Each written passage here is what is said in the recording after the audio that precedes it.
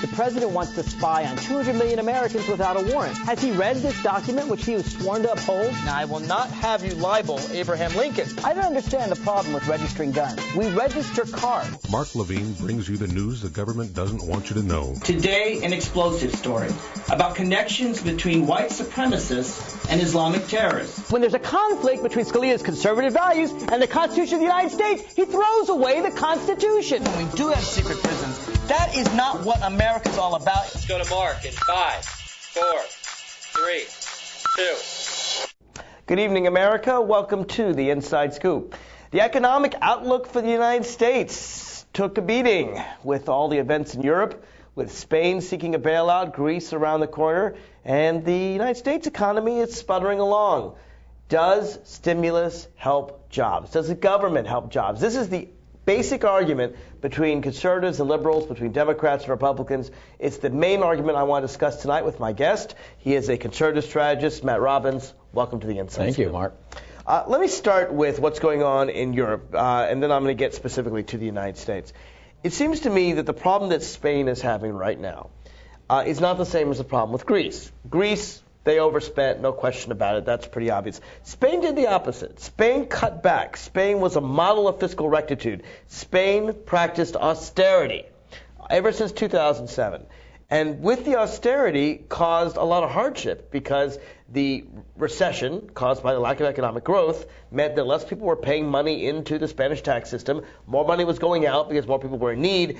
And Spain ended up needing a bailout after all. My concern, Matt, with the Republican proposals, with conservative proposals, with Mitt Romney's proposals, is that they want a European-style austerity for the United States. They want to balance the budget today by cutting spending, raising taxes on the middle class, the way Eric Cantor said, and in doing so will harm our economy and not let us out of this recession. Yeah, first of all, as if conservatives, Republicans, and Mitt Romney are all the same thing. Well, okay. They're you can tell me where they differ. Their Romney plan is probably considerably different than the House plan under Speaker Boehner and Well, he Leader supports Cantor. the Paul Ryan plan. He's come out. He said that, but He did say that. I think we will wade into a 48-page online plan at some point that will probably differ from that. I see. So you have doubts as to whether Mitt Romney can be trusted to yeah, I'm sure you're shocked to hear me say that. No, I'm not, actually, not at all. But all that being said, the European issue is very difficult. I mean, we're seeing some of the same issues and ripple effects, even though Britain is not part of the Eurozone. The austerity measures enacted by Cameron and others have sort of apparently led to a recession. It's a sort of an age-old argument, chicken or egg, cart before horse. I would argue that none of these countries have been governed properly in the past couple of decades, thanks to liberal policies. I would argue that the Spaniards are slightly different than the Greeks, and they only sleep half the day instead of the entire day, instead of going to work. The Greece is a nightmare, and it's infecting the rest of the Eurozone. Germany's going to be paying for this for the foreseeable future. I don't think any competent, sane, conservative legislator is on the floor of the House talking about taxing the middle class in the same ways that President Obama has done it in the past 3 years. But we can quibble about that as the show goes on. Well, so there's two issues here. The first one is a general. We'll get to the taxes, sure. I promise you in a second, because I want to talk about the fiscal cliff of 2013. And if my voice we push our grandparents over. Well, yes. And if my voice sounds a little messed up, it's because I have a bad cold. So I appreciate that your fortitude in sitting next to me, or hopefully I won't give it to you. But on the first question of austerity. Now, what is austerity? Austerity means cutting back on your budget. It means spending less or taxing more. It means cutting a budget deficit. I would be the first to recognize and agree strongly that you need austerity, you need cutbacks in spending, you need to raise taxes in a time of economic growth. I highly praised Bill Clinton in the late 90s for giving us the best surplus America. You mean the Republican Congress? I highly praised the Congress that has the President power, Bill the Clinton power of the purse in the 1990s. You remember in 1993 when there was a Democratic Congress, he raised taxes. You recall, he didn't cut any spending. They raised taxes, right. And in doing so, they brought us the greatest surplus ever in American history, and did so with the greatest economy, at least in my lifetime. It didn't hurt that the internet was being created at that same time. It did not hurt. And throwing off money like a sieve. Well, I don't know that it was throwing off money like a sieve. But the best economy, the best surplus, I agree there is a time for austerity. I am not saying... I never thought I'd miss the days of Bill Clinton, but, but I do. But you do, because thanks to this president. Bill Clinton had so much peace and prosperity, the Republicans could find nothing to criticize except his private sex life. And I got to tell you, if the only thing you can think to criticize about the President of the United States is his private sex life, he's doing a very good job with the economy. But But my point about Bill Clinton is this. There is a time for austerity. There's a time to cut back. There's a time to pay budgets back. I completely agree. And that, I would suggest to you, is a time of big economic growth, a time of low unemployment. Bill Clinton was absolutely right from 93 on through 2000 to cut back on spending at that time. But if you cut back spending in the middle of recession, if you do what Europe is doing now, what England is doing, austerity, causing problems for England and Spain and Greece, I suggest to you it's a lot of what Herbert Hoover tried in 1930. The wrong time to balance a budget is in a recession. What we need is short-term stimulus now and definitely cuts in the budget, but we need that for medium to long term. Well, first of all, Mark, I mean, we have spent and spent and spent. This president and the Liberal Democrat Congress that preceded the current Congress has spent like there was no tomorrow. You could argue, we could sit here and philosophically discuss the moorings of their policies that have extended this recession, that have made it last longer than any comparable recession in American history. And we can talk about the causes of that. I highly dispute that, but we'll get to that. Okay, but so here we are, 3.5 years. Can we at least admit now that it is the Obama economy, that it is the Obama? Not at all.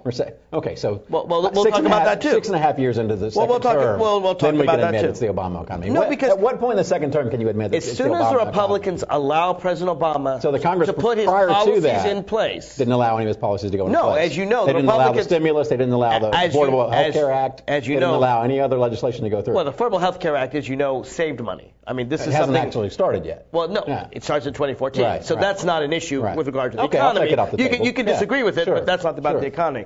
The stimulus package, you may well recall, was filibustered by the Republicans. Yeah. Not a single Republican supported it in the House. Should have been killed. And it got only 2 Republicans to support it in the Senate, but only after he cut in half the aid to the states. Right. Now, you know, as I do, or maybe you dispute this. Do you dispute that in a time of block grants? Let me ask you, in a time of recession, do you agree with me?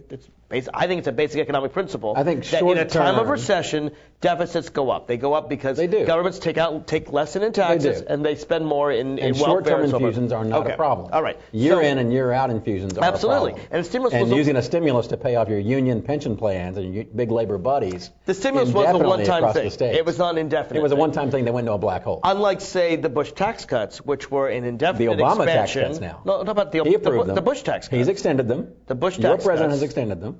The Bush tax Did cuts. he not approve them in December? We'll talk about that in a second. The Bush so tax nothing cuts, he does is the he's Bush tax responsible cuts for. that began in 2001. Right. Okay. You would agree that it's the wrong time. You know, Bush, of course, what did he do? He did the opposite of austerity. He had massive tax cuts and massive spending in a time when our economy did not have unemployment Bush's of 8 or 9%. spending was an insult to drunken sailors. We agree on that. We do. So we agree that was the wrong time to do it. But I'm telling you that where we disagree is that in a recession, I think, is the right time to do it. We both agree Clinton was right not to spend when the economy was good. We both agree that Bush was wrong to spend when the economy was good. I suggest to you that Obama is right, not because the Bush tax cuts were right, but because extending them in a period of recession makes sense as long as you're going to have a deficit cutting measure in the moderate to long term. And I should announce, and I know you know this, Obama has cut discretionary spending to its lowest level of any president in modern times. Slowing down the rate of increase is not cutting, Mark. Let's be clear. Far less than not only Bush, but Clinton, Reagan, George W. Bush. Reducing future projected growth is not cutting. Lower than any president. That is hardly austerity. In the past Your word 30 or 40 austerity years. at the start of the segment talks about belt tightening, talks about hard measures, cutting COLA, cutting these small incremental increases across the government. No pay increase for government employees. There's no pay increase for millions of Americans who don't have jobs right now. Oh, but there is for the 1%. They're doing very, very well. Corporations, and I know you know this. They're people too, Mark. No, they're not. My Constitution. I was kidding. My Constitution has mention that corporations are people. You were kidding, but Mitt Romney wasn't. He was not. I disagree with Mr. Exactly, Romney. and you have much more sense than your nominee. But that said, I believe corporations should have some free speech. Whether or not a state decides to give corporations free speech is completely up to them. They are creatures of the state. They are legal fictions. There we go. If we want to give them some rights, I'm fine with it. But they don't have any rights right here. I agree. This you doesn't can't give search them and seize them. Yeah. Let me go to the question of the corporate hoarding of cash. There's almost $2 trillion. That's right. It's 1.8 trillion. Under the mattresses. Sitting there in multinational JP corporations, Morgan Chase, American corporations, Goldman Sachs. banks, they're not spending it. Right. Let's talk about why. I have a very clear reason why. I suspect yours is different from mine. But one thing we You may do be agree on. surprised. One thing we do agree on is there was a study by economists that said that if they spent 20% just of that $2 trillion, $400 billion in the private sector, that at least some economists have said could drive our economy below unemployment below 6%. Which I don't even know if we go that if we need 20%. That's pretty dramatic, and they're not spending it, and it's the most cash they've ever hoarded in American history. Let me tell you why. Scrooge McDuck Let me tell you why. That's right, Scrooge McDuck levels. Let me tell you why I think that's happening. I think that's happening because there's not enough demand in the economy. I think they're happening because consumer confidence isn't strong enough because not enough people are buying their products. If you're a corporation and you sell cars or you sell paper or you sell computers, whatever it is, if there are not enough people wanting your products, So you're, Apples, you're not going to Fords, buy. Chevys aren't flying off the shelves right now. Well, actually, they're actually doing They're pretty flying good. off the shelves right now. Apple, because Apple's a very good company, but As is maybe Ford and Chevy. maybe Dell is not doing as Okay. well. Ford and Chevy, of course, were aided by government stimulus. That we'll claim credit for, not the economy, but that's that something- part of the economy that's something they're we'll doing claim well. credit for. But when it comes to sort of ordinary businesses, they're not spending because there's not enough demand for the products. If there was demand for their products, they would make more of whatever they make. Let me introduce you. You disagree. Let me introduce you to a basic psychological human principle, Mark, and that is Americans don't like to be told what to do. This social engineering, this redistribution that Obama talked about to a guy as wacky as Joe the plumber, this sort of cat out of the bag moment he had with him, it's better when you spread it around. All the economists in the world, all the social engineers, all the government bureaucrats, all the wonks and green shades at the CBO can sit on the sidelines and jump up and down and hold their breath till they're blue in the face. Private enterprise, private equity has the right to sit on money if they want to. My grandmother has the right to sock it in her mattress. Your grandmother has the same right. They can spend it, they can not spend it. There's no government entity that says you have to go spend that money. They don't know what the hell is coming down the pike as far as this administration because they're holding their cards. He won't lead. He won't push for more tax cuts or more tax increases. He won't actually go out there and put any skin in the game. He'll let Congress take care of the Health Care Act. So they're waiting to see what happens. They're waiting to see what happens. Absolutely, as I would too. And even if there's great demand I don't for their, like it, but I would do the same thing. even if there's great demand for their products, they won't make products. What product does Goldman Sachs produce? Well, that's a really good question. Yeah. Yeah, and I think Goldman Sachs, that's part of the problem. I mean, You'll find no defender of Goldman Sachs needs here. to have regulation so they're not gambling with our economy. I've told you before. Well, which is it, Mark? Are they gambling or are they hoarding? Which one are they doing? Well, Goldman Sachs is gambling. They're gambling. What's Most of the JP other Morgan doing? corporations, more like hoarding. I think JP Morgan. They're gambling too. Yeah, they just lost $2 billion. They're doing both. Yeah, exactly. I want to give our listeners a chance to call in. All you have to do is dial 888-488-MARK, 888-488-6275, and we'll take your calls. We'll be right back after this.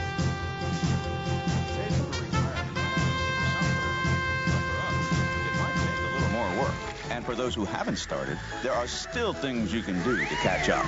Oh, that is good news. Like getting out from underneath past debt. And don't get wrapped up with high-interest credit cards. Get you some eyes. Be diversified with your investments. Don't put all your eggs in one basket. Your financial goals are not out of reach. The choice is clear. For a happy ending, choose to save. Everyone with alcohol and drug addiction is in the same boat.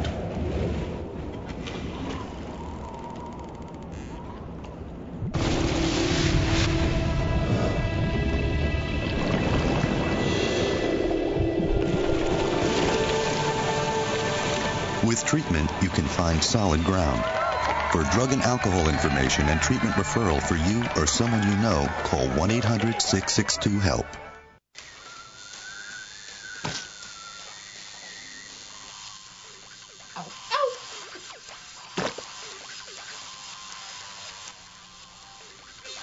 Dude, are you sure you want this tattoo? Because just do it.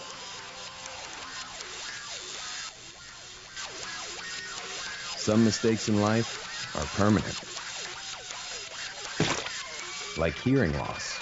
To learn how to protect your hearing, visit asha.org.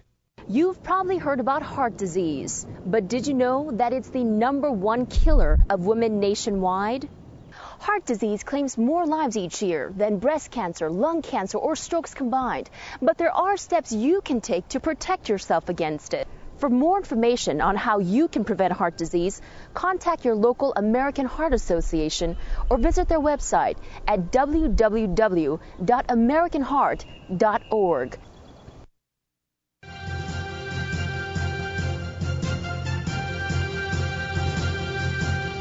Here again, the Inside Scoop with Mark Levine. Welcome back to the Inside Scoop. I'm your host, Mark Levine. My guest is conservative strategist Matt Robbins. He and I disagree on many things, except that we agree that these debates are worthwhile and important for the American people. We're talking about the economy, because let's face it, this election, I'm sure Matt will agree with me, will be decided almost entirely on the economy. Maybe 10-20% will vote on other issues, but the vast majority of the American people are going to vote on the economy. And I think, Matt, this is going to be a referendum on whether or not we need to go back to the days of George W. Bush, because it seems to me that Mitt Romney, through his advisors, through his policies, is basically endorsing Bush's policies. He's endorsing the Republican position of austerity, the Republican position that we have too much economic growth and we need to cut back on economic growth by cutting government spending and by really, as Eric Cantor put it, increasing tax on the middle class. But Eric Cantor said just the other day... Is he campaigning on that, Leader Cantor, this fall? I don't know whether he is or he isn't. I don't know any Republican Eric Cantor was was famously asked about the 40 to 50% of Americans that don't pay federal income tax. And whenever that's pointed out to me, I always point out how they pay sales taxes and payroll taxes and Medicare taxes and sometimes state income taxes or city and receive earned income credit taxes and all those good things. Which Ronald Reagan actually proposed and first supported. It wasn't any good then. But yes, Ronald Reagan's a liberal in your view. Not at all. Not at all. Too far to the left. He made some very good concessions. He did to get his overall agenda made. Okay, that's how you tell. He thought it was a good thing. He thought it was a good thing at the time. I actually think your Republican Party is so far to the right of Reagan now that he'd be considered a moderate today. You insult me by calling me a Republican. Excuse me. Fine, you're to the right of Republicans or Attila the Hun or whomever. I don't know. But my point is this, that the Mitt Romney budget plans, the Mitt Romney budget people, seems to want to go back to the George Bush days of not regulating financial service companies. They're against the Dodd-Frank bill, of allowing Wall Street and J.P. Morgan and Goldman Sachs and others to gamble so much that if they fail, they become too big to fail, just like Lehman Brothers, just like Bear Stearns, at least on the issue of financial regulation. Because you seem reasonable on that one. I try to be. Don't we need to regulate these big companies so they're not too big to fail? And if so, don't you think that regulation like Dodd-Frank, and you can tell me where you quibble with it, but things like the Dodd-Frank, like the Volcker Rule, things that say that we should not have an economy where rich corporations can gamble, and if they win, they get the money, and if they lose, we, the taxpayers, pay them. We need to not have that part of our economy. And that's what Dodd-Frank and the Volcker Rule strive to do. You may say they're imperfect, but Mitt Romney seems to want to do nothing. They're horribly imperfect. I mean, whether it's Sarbanes-Oxley, whether it's Dodd-Frank, whatever these laws are. What's your solution? I don't have a silver bullet, unfortunately. I think that Bowles-Simpson would go a long way towards some of these things. Not toward financial regulation. I think Simpson-Bowles was about the deficit. Absolutely, but I think the framework that it would create and the bipartisan committee that both people like Durbin, who endorsed it, would go a long way towards getting people talking about actual measures that would actually help the economy. I'm all for bipartisanship and people working together and all of that. I don't play one on TV. But the Dodd-Frank bill, the Volcker Rule, I mean, Paul Volcker, as you know. How many pages is Dodd-Frank? How many lawyers does the average small business have to hire to read through all that? I used to work in Congress. I know you did. And the dirty little secret is that they would double space something and they would have really big margins. Right. And so a bill that should be, 10 pages came down to about 60 pages according to their old rules. So according to those rules, it's like 900 pages. But the regulatory what it really burden is about 100 pages. It's placing on people in the small and medium business 50 range. pages. But the heart of the Volcker Rule, and as you know, Paul Volcker is a very well-respected former chairman of the Federal Reserve. Was appointed by Jimmy Carter and reappointed by Ronald Reagan. So this is not a Although guy... some don't think the Federal Reserve should exist. But you're not one of those. I'm not one of those. Exactly. Yeah. And we can argue I about just that wanted if you to want make that point. Yes, and there are people that think that whether or not there's a new discovery of gold in South Africa should increase our money supply or not. No, I am not a Ron Paul. I am not a Ron Paul supporter. I just wanted to be fair to the argument. If you don't want the Federal Reserve, you need some standard, and the only one I know of is gold. But getting back to Paul Volcker, he's appointed by Jimmy Carter. He's reappointed by Ronald Reagan. Sure. He very famously ended the stagflation of the 1970s, unemployment and inflation. This is a guy... That was all him. I think he did a tremendous job in doing that. I think he was instrumental. I don't think it was all him. I think bold leadership from a new president. He was definitely instrumental. Yes, Ronald Reagan gave us massive deficits, but he did. In any case, the thing about Paul Volcker is you can't dismiss him lightly. He's a very respected voice. And all Paul Volcker has said is that if a company is gambling, it should take, and it gets the benefit of taking the risk. It gets all the money for taking the risk. It should also bear the loss of taking the risk. And it shouldn't be where banks, for example, get federal deposit insurance so that if they lose the money, there's a bailout for them. Well, these are not even just banks anymore. These are multinational corporations with interests across the globe. Well, yeah, but if you look at J.P. Morgan, okay, it is primarily a bank, but it's also a brokerage firm. It's all those things. Agreed. It does all those things. But one of the things I found most interesting is the money they gamble with tends to be the bank deposits and not the other stuff. Yeah. And the reason they gamble with the bank deposits is because they know if they lose it, taxpayers will come in. Let me suggest to you that Paul Volcker's, there's really only two solutions. One is to simply deny them FDIC insurance, which I'm okay with if that's your solution. The other solution, the more modest solution, is because they're not going to accept that, and if they don't accept it and they can't gamble at all, they'll be very unhappy. Right. But I'd be fine with just saying you gamble, no insurance for you. No one will deposit any money in their banks, and they'll go out of business. I'm fine with that. The other, I think, more modest alternative is the Volcker rule embodied in the Dodd-Frank bill that says that if you're going to gamble, all right, it can't be with federally insured deposits. Gamble with your own money and don't take a risk that will cause a systemic risk to the economy. What's wrong Mark, with that? this sounds so wonderful, and it sounds so sensible. It does. And so I'm glad to know you agree. This president I'm glad to know you agree. is so in bed with these Wall Street bankers, it's not even funny. Only in the last 6 to 9 months have these clowns started coming out and withholding their Fifth Avenue fundraisers from him, withholding They're giving a lot more money to Mitt Romney than they are now because they're so angry at the rhetoric he's used against them, which, again, I'm fine with. What's wrong with Dodd-Frank? Let's cut the crap. What's wrong with the Volcker rule? Let's just be very specific. The spirit of these regulations is fine. Okay. Again, the regulatory burden. The spirit is good. The regulatory burden these things place. So on you and I agree businesses the legislation, is an economic nightmare. The legislation and is part good. of the reason why those trillions of dollars are still on the sidelines. So we agree the legislation is good. It's just a matter of having the right. Well, what the legislation does is it gives the SEC and other bank regulators, a formerly toothless organization, like the Federal Reserve, the power to enforce the Volcker rule through regulations. Okay? Correct. Right. So we both agree that the idea is good, and the question will be what regulations they develop. Now, as you know, Jamie Dimon of J.P. Morgan, CEO, the one who's supposed to run his banks tomorrow. Is that right? I look forward to watching it. That'll be a hoot. It'll be a hoot. Was working very quietly with his lobbyists and other bankers to make these regulations as toothless as possible. This is my shock. He wasn't the only. Yeah, exactly. Right. Exactly. He wasn't the only one doing it. They were all doing it. They were all making it as weak as possible. And if he hadn't lost $2 billion gambling, he might have gotten away with it. Can you and I agree together that these regulations need to be strong, enforceable regulations to prevent this thing from ever happening? I think these regulations ought to be simpler than 60 pages. They ought to be far simpler than 2,400 pages or whatever the Health Care Act is. I think they ought to be very to the point. Crooks are crooks. I don't care the scale. I don't care the size. Okay. If you commit an act like that, you're going away. Okay, but Matt, as you know, the banks will argue.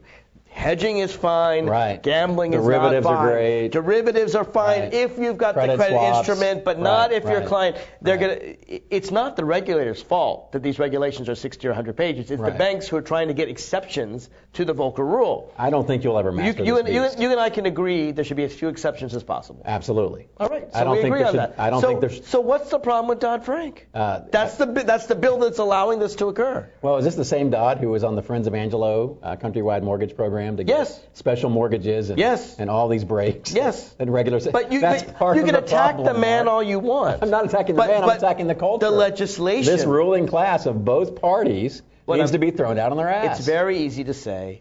It's not easy. My job is to replace these people. No, it's very easy. That's what I do every day of my life. Chris Dodd is retired. All right, you can't run against Chris Dodd. And wonderful. I'm glad he is. You can't run against Chris Dodd. But the legislation is what I'm talking about. And it sounds to me there's like better solutions. You can't give than Dodd-Frank. Well, what is it? There are. What is it? I don't. Again, you don't have one. I'm not an economist. Well, if you don't have one, then it's the best solution you know of.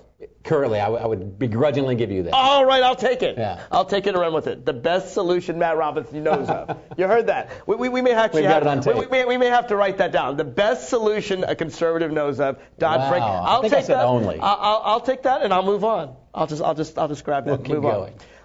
I unfortunately have to talk about Wisconsin. Let's do. I know that you're gloating and excited and really, really excited about taking on. I think it's a great day for America. I think that any time the working people lose representatives, lose a voice, the downtrodden, it's not just the downtrodden; it's the middle class. I think the middle class has gotten a real royal. That's what I think of when I think of government employees. I think of middle class and lower middle class. That's exactly who I think of. That's exactly right. I don't think of Cadillac pension plans and benefits. and 20-year stints that guarantee you 30 years of retirement pay at 90% levels. I don't think of those things. Government employees, dollar for dollar, education level for education level, make less than the private sector. I just heard those stats yesterday. Whether you can comparing janitors or government law. Look, I know as a government lawyer, I used to be a private lawyer. I agree. I assure you, I made a lot more money at the private sector. At the top professional levels than I did of in accountants, doctors, lawyers, I agree. Everyone else that fills the vast majority of the Washington, D.C. Beltway at those middle and lower levels are making out like bandits compared to their counterparts. And I don't know that Fairfax County, Virginia, Arlington County, Virginia are the wealthiest counties in the Montgomery County, Maryland, in the nation. Why is that, Mark? Not because of government janitors. No, they're bureaucrats. They're bureaucrats. They're bureaucats. Right. Bureaucrats who level per level member unionized federal union. That's what they are. What I think that shows is that unions have power. They have had way too much power. And that unions actually get a good deal for people. Public unions have had way too much power. What Scott Walker said. Franklin Delano Roosevelt, Samuel Gompers, George Meany, all heroes of labor, everyone said public employees, government employees should never have any What they right said was in the 1930s we need to focus on private because there was no union. Those three gentlemen have traversed decades. What the Republicans have done and what Scott Walker very famously said to the woman who was giving him millions of dollars to fight the unions is he said it's all about divide and conquer. We have practically killed private unions. And we never do that on the left. I want to know if you think this strategy is right on the right because we're talking about Wisconsin. You can tell me what you don't like about the left in our next segment. But only 7% of American workers in the private sector are part of a union. Now that's a dramatic decline. It used to be 30-40%. Right. It is, and we've killed off the private unions, basically what he's telling this woman. Now we can kill off the public unions, and then after we do that, we go back to the private, we go back and forth, because what unions do, which is unfortunate for employers, is they not only raise the level of income and worker standards and things like weekends and overtimes that I know you hate. I know you hate weekends. I do. I know you hate overtime. But when they raise the benefits for union workers, guess what? They peel off the non-union workers too. The union workers do better, but they lead the way. When union workers get weekends, suddenly non-union workers get weekends. When union workers get overtime, non-union workers get overtime. You're living in a Clint Eastwood movie called Gran Torino. That's what you're doing right now. Now that we're doing divide and conquer. Those days are past. Well, they are past. And they're past because your party is out to destroy unions. I thought they were long gone because of globalization and the economic village that Bill Clinton and others opened up in the 90s. You want 12-year-olds in China making our products rather than American. Not at all. I would love for Americans to make my cars if they didn't charge $58 an hour for an uneducated high school dropout. What if they charge $8 an hour? And the Chinese 14-year-old charges 50 cents an hour? You're going to go to the Chinese. Now we're going micro here. No, again, you'll find no defenders. We have to take another break. Sure. I do want to encourage folks, if you want to join in the debate, you can. It is 888-488-MARK. We'll be right back after this. I need a job. Necesito trabajo. I would like to speak English better. Me gustaría hablar inglés mejor. I want to be a U.S. citizen. Quisiera ser ciudadano de los Estados Unidos. For over 35 years, Por más de 35 años, the Hispanic Committee of Virginia has been serving our community. el Comité Hispano de Virginia ha estado sirviendo a nuestra comunidad. Job training and placement, Capacitación, ayuda para conseguir trabajo, education for children and adults, educación para niños y adultos, immigration, naturalization, and medical referrals. ayuda para los procesos de inmigración y naturalización y orientación sobre médicos Are a small part of what we do. son solo una pequeña parte de lo que hacemos. For help, information, or to volunteer, Para ayuda, información o para ofrecerse como voluntario, contact the Hispanic Committee of Virginia, comuníquese con el Comité Hispano de Virginia, helping everyone participate more fully in American society. ayudando a todos a participar plenamente en la sociedad norteamericana.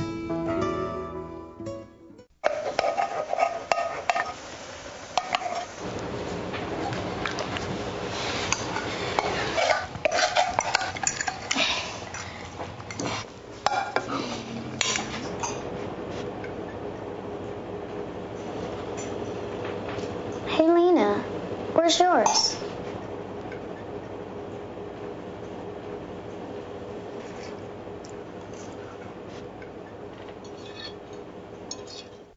Would you notice if you were missing half your kidney function? According to the National Kidney Foundation, 20 million people have chronic kidney disease, and 20 million more may be at risk and not even know it. Anyone with high blood pressure, diabetes, or family history of chronic kidney disease is at risk.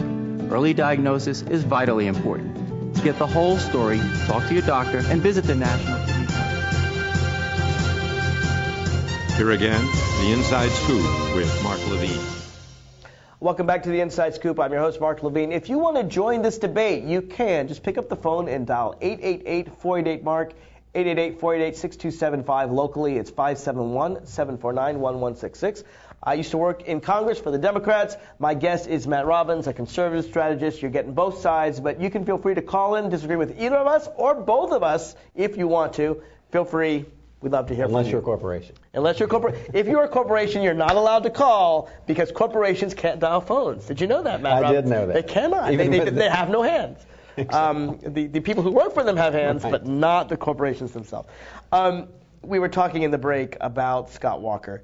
It seems to me that there are ways where you can have Republicans attack unions that are, let's say, better than Scott Walker's. Mitch Daniels, for example, of Indiana. Mitch Daniels did it years ago without so much as a whimper. And I think the reason is because he didn't take away collective bargaining rights. What he says is you can bargain all you want, but we're going to have a negotiation, and it will come to the table, and we'll come to something we can both agree with. It's sort of the same thing, but okay. But Scott Walker said, no, you have no right to the table, no right to bargain. He led with his chin. Right.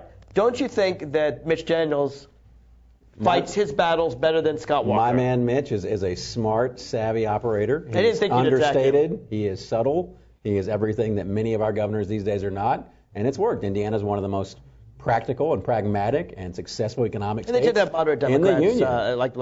Senator Bai and others. Who couldn't take the heat in Congress any longer and had to leave. Well, a lot of people can't take the heat. That's Olivia right. Snow couldn't take the heat. Moderate Republicans couldn't take the heat anymore.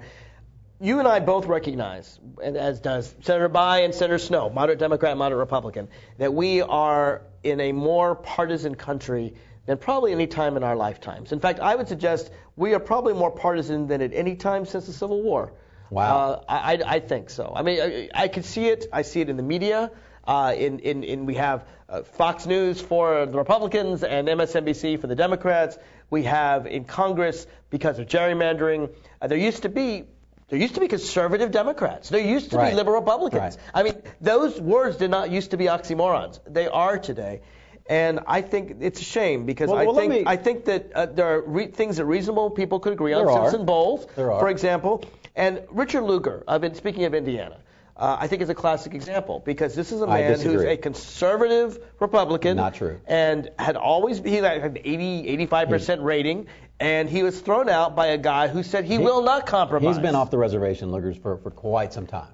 Oh, Lugar's now a rhino, a Republican in name only? He's been a rhino for many, many decades. What? Absolutely. Tell me how so. Look, only from your perch can Richard Lugar seem to be a conservative. When you talk, and we'll get to that, I'll do this to get there, because you said a minute ago we're as partisanly divided as we have been since the Civil War. Let me present to you a different worldview. I know it's hard for folks on the left and for Democrats and liberals and folks who've been in D.C. and worked in D.C. all their lives and been around this. The progressive experiment, the big spending government that's been going on for about a century now, and the 40 New Deal, and all of it under the hood. Social Security. Hold on, now just let me finish. All right, go ahead. All of this under the hood, the 40 or 50 years when Rostenkowski and all these guys were never challenged. Republicans could never mount an effective challenge to any legislation. LBJ steamrolled everybody. All these great things. There has been a very silent majority, to borrow Nixon's phrase, of Americans who don't like what they've seen, who didn't like a government that didn't reflect their values, didn't reflect their spending attitudes, and there was never an option. Now we have a healthy, vigorous debate. I don't always agree with the Republican camp. I don't always agree with the Democrat camp. I see some commonalities in the two. But I am very glad that for once in the past 20 years, since 94, not even 20 years now, we have an actual opponent who can stand up and say, stop this insanity. Let's talk about the debt ceiling. Let's talk about these insane measures we keep adding to the deficit and the debt. Let's think about these things before we go forward. Let me suggest to you that it is precisely the Republican threat not to pay our debts. Is precisely, and I didn't want to go down that hole. Well, but it's precisely. But you asked me about Lugar, and Lugar stopped being he stopped being a practical conservative legislator when he compromised with Democrats. No, that's not it. That's not it at all. Lugar, and I'm a big foreign policy buff, and we understand that the American, we're going to talk about the American military and foreign policy apparatus is enormous. Right. God bless Lugar for doing the START Treaty and trying the New START Treaty. How is he not a conservative? He became an elder statesman. He stopped worrying about the fundamentals of the economy. He stopped worrying about the actual taxpayers of Indiana, the actual taxpayers of this country. How can you say that? What name one vote you didn't appreciate, didn't like with Richard Lugar? Gosh, I'm totally blanking at the moment, but I've seen several of his disdainful attitudes towards the voters. I'm not even defending He viewed Richard himself Lugar. as a creature here in D.C. As far as I'm concerned, he was a right-wing conservative. Wow. And I guess from my perch, I can't tell the difference between right, further right, and crazy right. We're not monolithic. I have a hard time. We're really not. In seeing that. But the DREAM Act was a bad vote. It was bad fiscally. It was bad socially. The act that says the kids who come here through no fault of their own, it's a bad act, because they're 4 years old and they're brought across the border from their parents, should not have a chance to pursue the American dream. You can couch it as condescendingly as you want. It's not condescendingly. That's many what many Americans who play by the rules and see their kids not able to go to in-state colleges for in-state tuition rates have real problems with this act. What kids can't go? I'm sorry, out-of-state colleges at the in-state rates.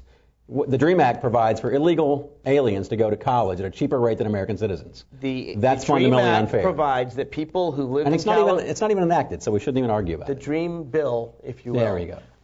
Says that if you've lived in California your entire life since you were 4, you can get in-state tuition just like any other Californian person who moves to California. I believe it has some allowances for out-of-state as well. No, it doesn't. It doesn't. It gives. I stand corrected in that case. You're saying that it's unfair for someone who came to California from Mexico when they're 4 I'm to saying get California American tuition citizens when go a first. Montanan cannot. I'm saying American citizens go first. I'm saying that you can't blame the children for I'm the not sins blaming of the the parents. children. I'm talking about sovereignty. I'm talking about principle. I'm talking about philosophy here.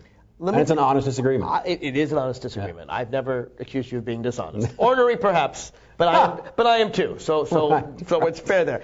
I want to address, though, the issue of default, because it seems to me when I'm thinking about the extremists and the parties.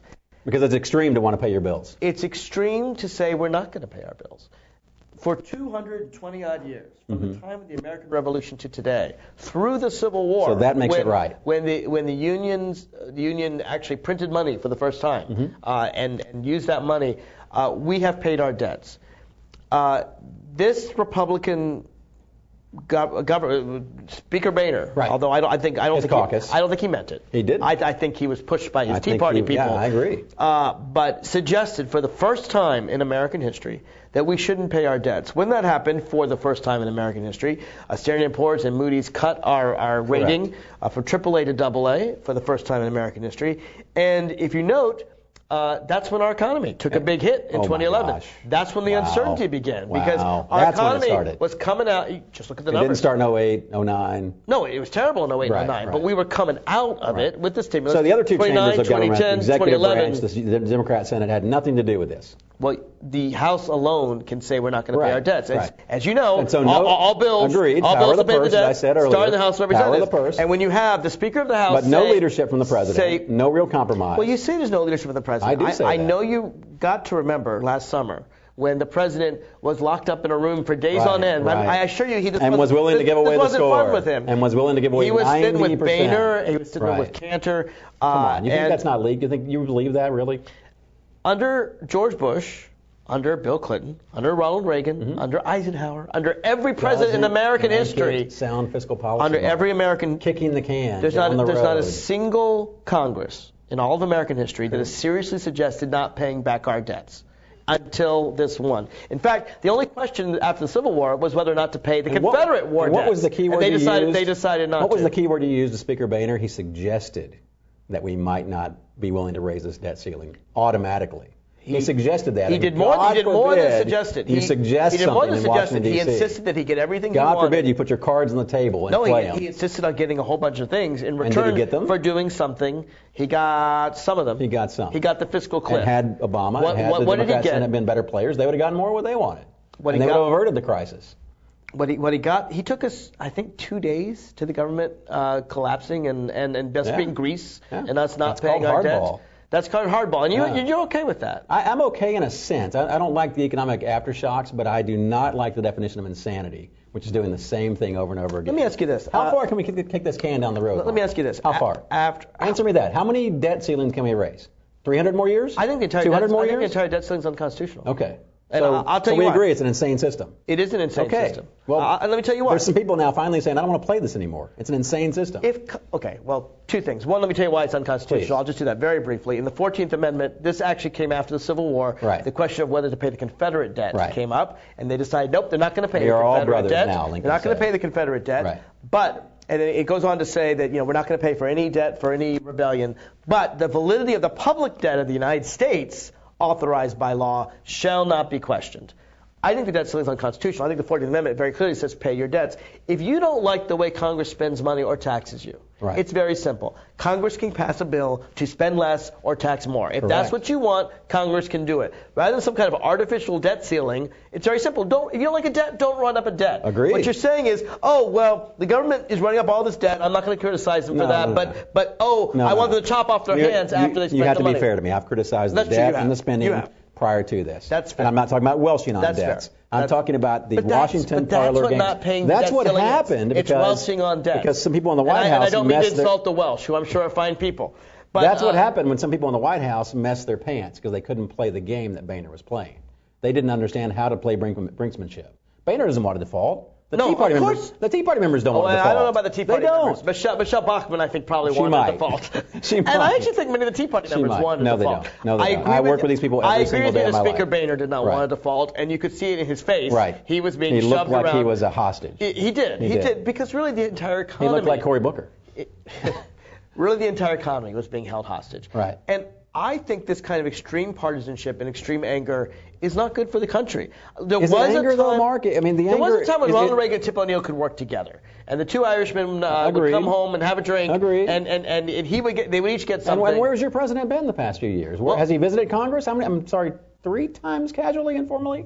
The members of his own party complain he doesn't come and visit the leadership of the committees.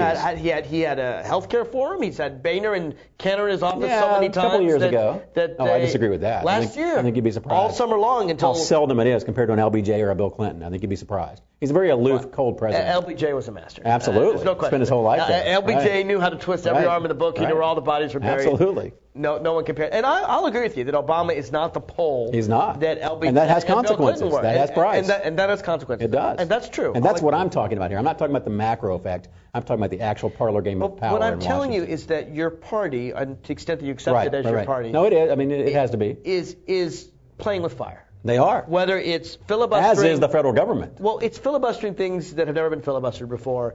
It's threatening not to pay our debts for the first time ever before. Not passing Senate budgets that have never been passed before. Well, they can't do it because of filibuster. Right, because of filibuster. Right, that's the reason. You can't, stopping Obama's nominees in a way that's never been done before.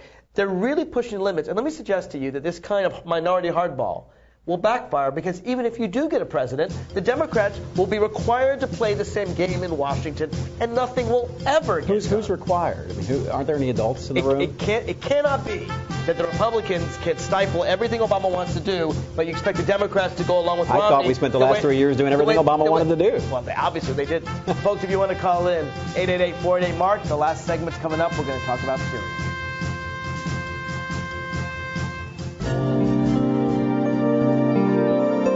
Art, a universal language, an expression of culture, of self.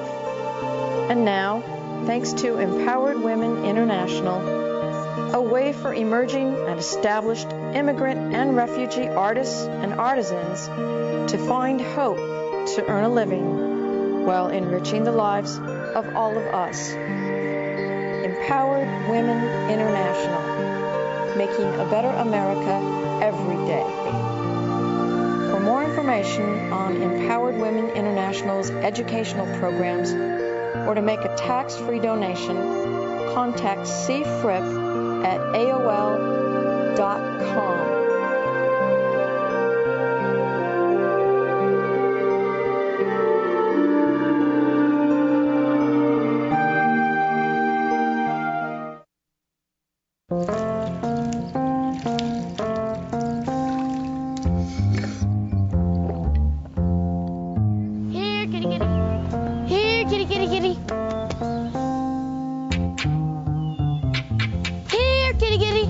You'd think it would be easy to tell which kids have trouble with their eyesight. But that's not always the case. Even though 1 in 4 children may have a vision problem, eye doctors tell us the symptoms aren't always so obvious. We do know that 80% of all childhood learning is visual. And without good vision, kids can have trouble learning to read and may fall behind in school. For clues on how to spot the real-life signs of childhood vision problems and what parents can do, visit checkyearly.com. A public service message from the Vision Council. Here again, the Inside Scoop with Mark Levine. Welcome back to the Inside Scoop. This is the last segment, your last chance to call in. 888-488-MARK, 888-488-6275. That's the toll-free number. The local number is 571-749-1166. My guest is Matt Robbins. He's a conservative strategist, and we're talking about the dysfunction in government. Now, Matt, the approval rating for Congress, I think, has now finally hit the single digits. 8%, I think. I don't know that it's ever been in the single digits in my lifetime before. That's amazing. That's amazing. Less than 10% approve of Congress. That's about right, I think. And I can suggest to you that I think one of the reasons is because there's no compromise.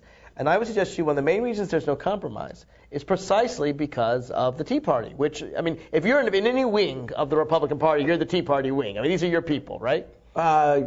Sure. Pretty much. I'll give you most that. of that. Yeah. And you think the biggest issue is government spending. It's out of control government spending. It's a threat. But the Tea Party didn't exist in 02, 03, 04, Correct. 05, They were 06, asleep. 07.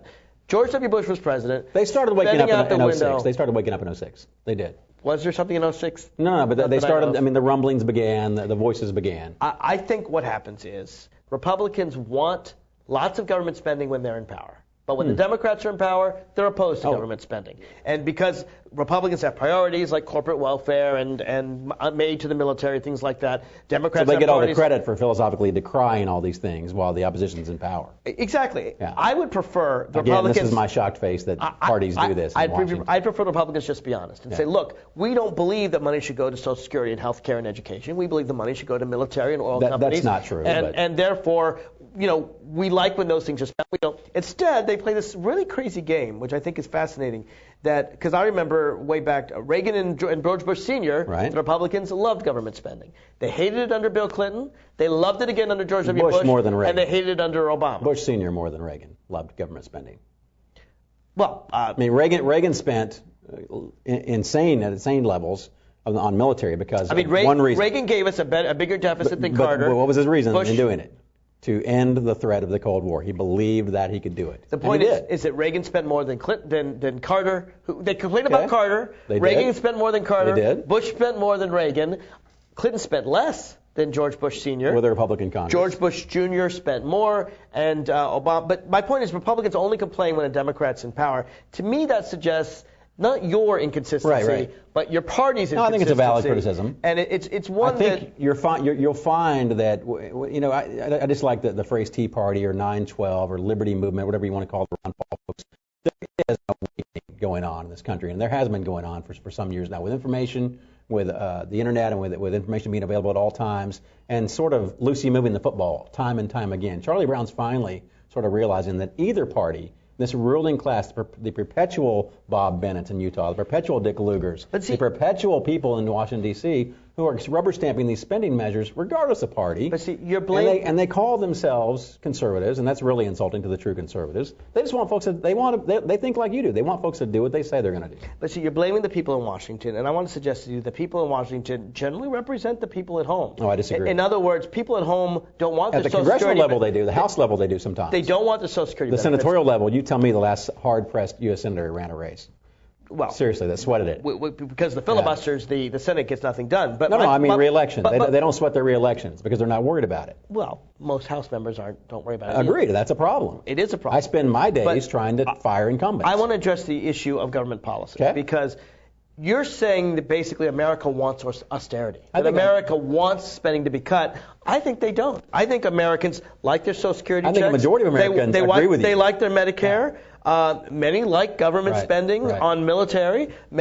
Most students but you want talked their student about going loans. over the cliff earlier. Farmers want their subsidies, and nobody likes to pay higher taxes. Now, it suggests to me that austerity, nobody likes austerity. P.J. O'Rourke wrote a book about this 20 years ago. Parliament of Whores. It's very simple. If I'm a farmer, I want my subsidies. I might not care about your student loans. If I'm a student, I want my loans. But I may Mark, not care about your Medicare. You and if I'm the over phrase, 65, I want my Medicare and Social Security. You used the but I phrase don't going care off about the cliff when we started the show. Right. Somebody's got to be the adult in the room. We're going to go talk to high schoolers in a few minutes and debate in front of them. Yes. High schoolers want everything. They want their iPods, their iPads, so do adults. their cars. Agreed. It's human nature. Of course Somebody in government has to say, I'm sorry. The Romans there's ran no on more lions money this week. So here's the thing. Since we agree, and I agree, in fact, it would have been interesting. I didn't know you 10 years ago, but I've been doing this show since 2005. Right. In 2005 and 2006, when I began the Inside Scoop, I was arguing for fiscally conservative policies. God bless you. You may be surprised. I thought the economy was fine. I thought it was time to pay back the debts. I thought the Bush tax cuts were an incredible mistake. You were a Tea Partier before Tea Partier was cool? No, I wasn't a Tea Partier. I'm kidding you. Obviously. My point was I supported austerity because we could afford it then. Right. I don't support it now because I don't think we can afford it now. I actually think I'm consistent that I think we spend in bad times and save in good times. Yeah. And what bothers me is the people that pretend that spending is never good and those that pretend that spending is always good. Right. I disagree with both of them. Agreed. All right. I think we've got Mr. Big Spender in the White House right now. I don't think so. Never truly talked about saving. It's hard to know because Obama has only been president during the recession. Right, and none of this is his fault. None of it. He hasn't prolonged any of it. Absolutely not. None. Well, one day. According to the 82,000 jobs created last month. I'm sorry. Yeah. Worst report in what? Years? No, actually, there was job losses of 700,000 a month, you may recall, during the last year of the Bush presidency on through the beginning of the Obama presidency. So it's better to create jobs than to lose jobs. I agree, and net plus and one of the things that we find, interestingly enough, is that the public sector has lost jobs month after month, precious while the private employees. sector has gained jobs. Yes, those precious teachers, firefighters, police officers, and there's no who fraud, I think are waste, important, valuable people to our society. There's no fraud, waste, and abuse in those sectors. There's fraud, waste, and abuse everywhere. Agreed. But if you're going to complain... Not on my taxpayer dime, there's not. If you find fraud, waste, and abuse, fire those people. You can't when there's collective bargaining, Mark. You can't. Of course you when can. When unions are muscled like that, of course you can. No way. What unions do is they create a standard for everybody. You got a bad teacher, you got a bad firefighter. They create real immobility. Fire they really them. do. I have no problem with that. That's reality. You have it. You give them a hearing. I think it's fair to give them a hearing. Yeah. And you give the evidence that they're bad workers, and it's then coercive. you fire. It starts from the minute you collect and then you dues. fire them. The minute you start collecting dues, the coercion begins. My point is this. My point is that most Americans support government programs that exist today. Most Americans would like to win the lottery, Mark. They would like to be on American Idol. That's true. And so that's not reality. But what you're preaching, and I don't think Americans understand this, what Mitt Romney is preaching, Republicans talk all the time about stop government spending, but they almost never say where or what. And that's a very clever thing to do. Sure. Because once you start mentioning the Senate... Much like Democrats promising all spending to all people. That's a very clever thing to do. Well, not to all people. We want to cut military spending. We want to cut corporate welfare. Okay. It's interesting. One of the things the parties agreed on, you're going to like this. Sure. Something the Senate did that Matt Robbins is going to like, that Mark Levine likes as well. I'm glad I'm sitting down.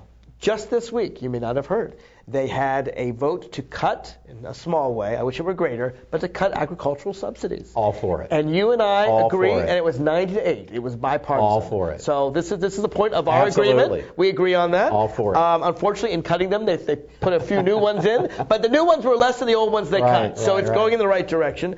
I don't think we should pay people not to grow crops. I agree. There you go. I agree. I also don't think, let me give you another piece of corporate welfare. I want to know how you feel about that. Well, the reason I say corporate is because a lot of the big farmers are corporations. I don't like welfare in general. But as you may know, oil companies are trying to get new shale oil via fracking and so forth. Sure. And they want to do it underneath our national parks, our national lands.